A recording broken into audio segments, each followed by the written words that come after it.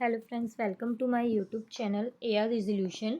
आज की वीडियो में हम फॉलिकल स्टिमुलेटिंग हार्मोन टेस्ट के बारे में जानेंगे। पर सबसे पहले हम यह जान लेते हैं फॉलिकल स्टिमुलेटिंग हार्मोन क्या होता है। तो फॉलिकुलर स्टिमुलेटिंग हार्मोन्स जो होते हैं वो है हमारी बॉडी में मेंस और वुमेंस चिल्ड्रंस तीनों में ही अलग अलग होते हैं।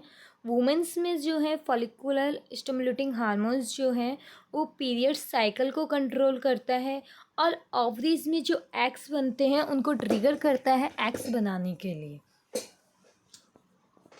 सेम मेंस में जो है यह टेस्टिकल्स को ट्रिगर करता है टेस्टोन्स जो हार्मोन्स होते हैं उनको रिलीज़ करने के लिए और स्पर्म प्रोडक्शन के लिए।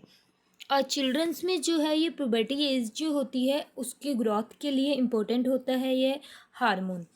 अब हम जानते हैं फॉलिकुलर स्टिमुलेटिंग हार्मोन टेस्ट क्या होता है।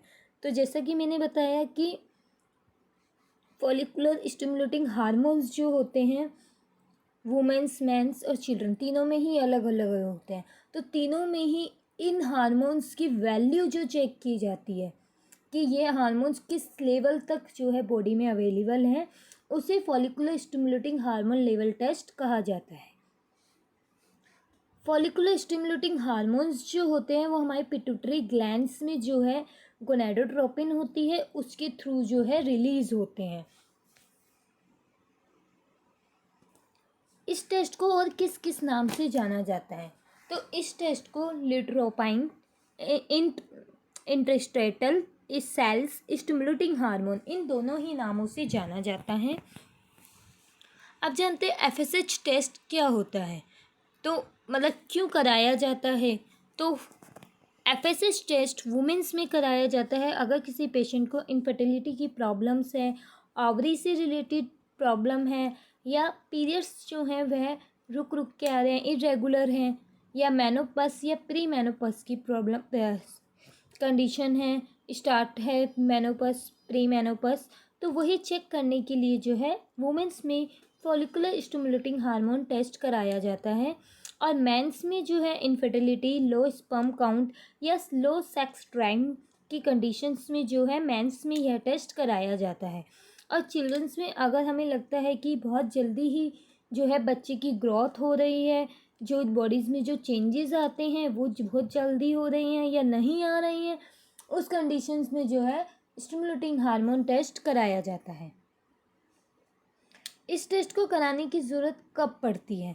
तो इस टेस्ट को मेनली कराया जाता है अगर कोई पेशेंट को प्रेगनेंसी से रिलेटेड ट्रीटमेंट चल रहा है, कंसीव करने में पेशेंट को बहुत ही प्रॉब्लम हो रही है, तो उस कंडीशन में जो है मेनली इस एफएसएच टेस्ट कराया जाता है।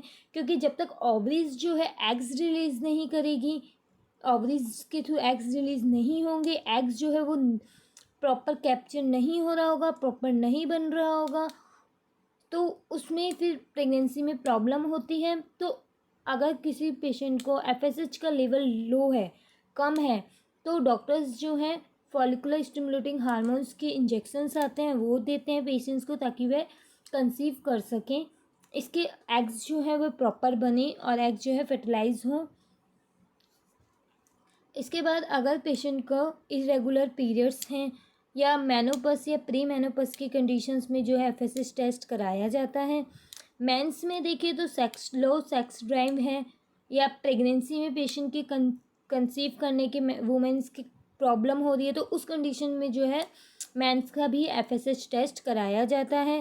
Fatigue, weakness, weight loose and decrease appetite, इन सभी कंडीशंस में जो है मेंस का यह टेस्ट कराया जाता है। और फिर चिल्ड्रंस का मैं पहले ही क्लियर कर चुकी हूँ, पुबर्टी चेंजेस जो होते हैं वह बहुत जल्दी आ रहे हैं या नहीं आ रहे हैं, उस कंडीशंस में जो है यह टेस्ट कराया जाता है।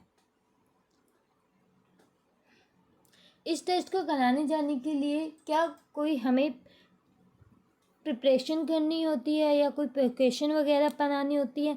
तो अगर आप कोई भी हार्मोन्स वाली मेडिसिन्स वगैरह ले रहे हैं तो वो आप इस होल्ड कर दें या फिर डॉक्टर से कंसल्ट करके ही जो है यह टेस्ट कराने जाएं।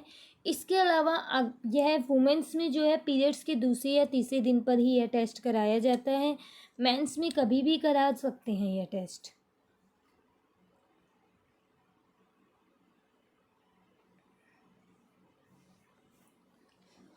इस टेस्ट का जो रिजल्ट होता है वह वुमेन्स में हाई देखने को कम मिलता है या लो देखने को कम मिलता है। हाई देखने को तब मिलता है अगर ओवरीज से रिलेटेड कोई इशू हो रखा है, पॉलीसिस्ट है या पीसीओडी है या पीसीओएस है या टर्नर सिंड्रोम है। इन कंडीशंस में जो है वुमेन्स में एफएसएच का लेवल हाई देखने को मिल सकता है। और लो देखने की बात करें तो पिट्यूटरी ग्लैंड अगर प्रॉपर वर्क नहीं कर रही है, हार्मोन रिलीज नहीं कर रही है, तो लो देखने को मिल सकता है। ईटिंग डिसऑर्डर या मेलन्यूट्रिशन की वजह से भी एफएसएच का लेवल लो देखने को मिल सकता है।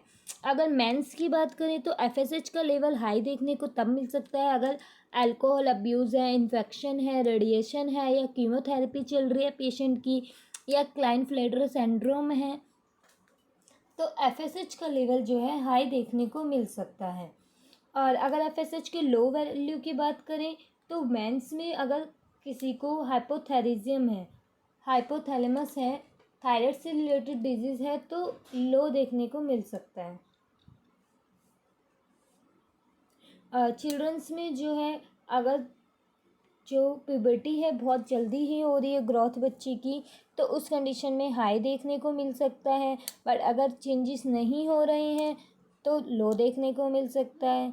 या क्लाइनफ्लेटर सिंड्रोम है, इन्फेक्शन है, हार्मोन डेफिशिएंसी है, तो उस कंडीशन में लो देखने को मिल सकता है।